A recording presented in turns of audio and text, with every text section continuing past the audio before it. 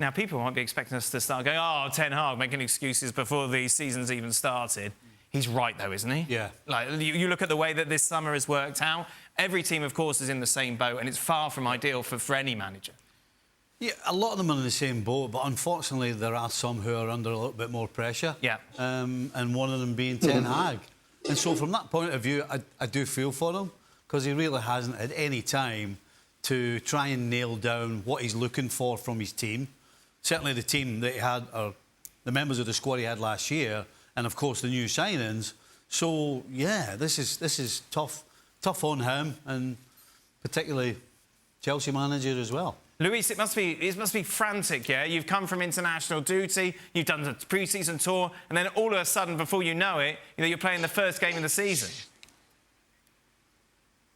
Yeah, exactly. It's not the ideal, not for the manager, not for the players, because all that you need to put a team together. You need to make them understand how you want to play. After last season, Man United, what you want is to try to start the season with confidence, give it to the supporters, give it something extra, but then you got the other side, the business side, where you have to bring money if you want to buy players. So you have to start doing all these games away and trying to give minutes to all the players, but don't get them injured, because you need them fit for the rest of the season. A long season is going to be around 60, 70 games, so it's not the ideal, because from the first game you start playing to win the trophy. And I'm sure that the manager, the ones that suffer the most, but I can assure you that the players are thinking exactly the same, that they need a little bit more time to get ready to start the season.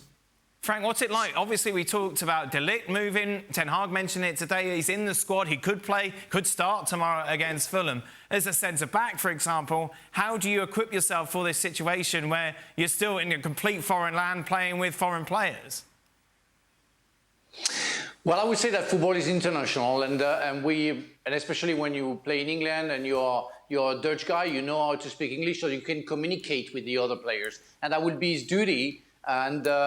And he will have to do that in order to compensate, the lack of automatism that they should have. It's going to come later. Right now, it's talking to the midfielders, talking to his right back if he plays a right centre back, or talking to his left back if he plays on the other side, talking to the other centre back, asking Onana to talk to him a lot.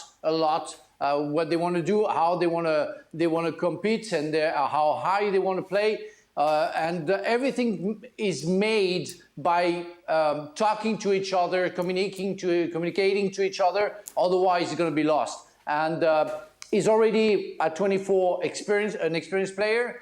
He will have to do that also to show his leadership straight away. Straight away. Even if you don't know the players.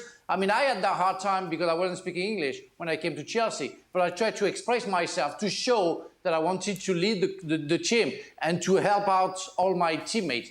And De Ligt will have to do that. To your cliche, Stevie, keep it simple. Absolutely. I would suggest that probably from Ten Hag's point of view, if he's going to throw MD in, you throw in an experienced guy like him. It could have been a lot worse if you're talking about the young kid Yoro, 18 years of age, not 100% fit, no real experience at this level. So, yeah, the fact that De Ligt could play, this is when you have to use that experience that you've gained. Your starting positions. As you said, keep it simple. Don't be trying to be too clever. Just play yourself in. Just use your experience, because he's going to need it if he's not 100% fit. If you could do your predictions then, Stevie? Well, I think you've got to go for a Man United win at home. No, overall. Oh, overall? Yes. I beg your pardon. I'm sorry. No, I think Arsenal's going to do it this year. Right. I really do. They're totally settled. I mean, I don't really believe we've spoken much about Arsenal because there's not a lot going on. They're just rolling along. God, City, Steve, I think my top four... City have been the one we're talking about. The same as you. Yeah. Well, you're not daft, are you? Well, you just shouted at me for something. Yeah. So there's a lot of question marks over City. Yeah. And they've played at such a high standard for the last 4 years to win the Premier League on those 4 occasions. Yeah. Can they really do it again, considering all the other things that are going on that generally are not at City? I think Liverpool will be third. They've got a good squad, but it's not good enough to end up ahead of Arsenal or Man City, but I think it's good enough to be ahead of the rest of the pack. And I think Newcastle will come again. Yeah. And that's why I got them in my top 4. What's interesting, and what I was thinking about, and I imagine you were thinking the same thing, right, if Arsenal are going to win the title, that's probably where the player of the year is going to come from. Correct. Who is going to be the most important player? Why did you go for Odegaard? Well, I didn't go for Odegaard because he's the most important player. I think Saliba is their most important player. Oh, OK. But I think if Odegaard can add the goals this season to all the great stuff he does going forward, he'll end up getting the player of the year. As I said, it's not about who's more important, because, as I said, I think Saliba is more important to Arsenal. But I think for them to win it, if Odegaard can add the goals, that's going to be the key. And if he does do that, that's why I think he'll win the player of the year. Let's take a look at Luis Garcia. Has he followed Frank, who said that Liverpool would win the title 2 seasons ago? Oh, of course he has. Oh, what Luis. a nice hat. Oh, no. Do you know Come what? on. Do you know what? I thought some of Frank's thatched roof had fallen on his head. But obviously that can't be the problem, because Luis has still got to take that appearance money from Liverpool Legends games. This is all about the Garcia bank book.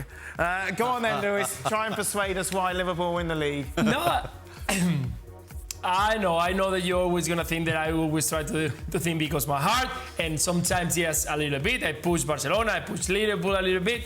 But listen, guys, I'm sure that you're going to be with me on this one, because, yeah, it can be Manchester City as well. It can be Arsenal as well. But you cannot say that Liverpool is not ready to fight for the championship if you have a look to the squad that Arne Slot is got. I think we got plenty of players to be a consistent, a competitive team during the whole season. And we are not talking about if Liverpool can beat Manchester City on a game or against Arsenal on a game. It's about how consistent can you be during the whole season. And I think this season, with all the players, if we can think that they can be safe and fit, and we don't have many injuries, I think that the team can manage to be there fighting for the trophy. The only one that I was looking forward to see is West Ham. I think he's been very active during the transfer market, and I think they can do a good job together with Aston Villa. We'll see what happens with that.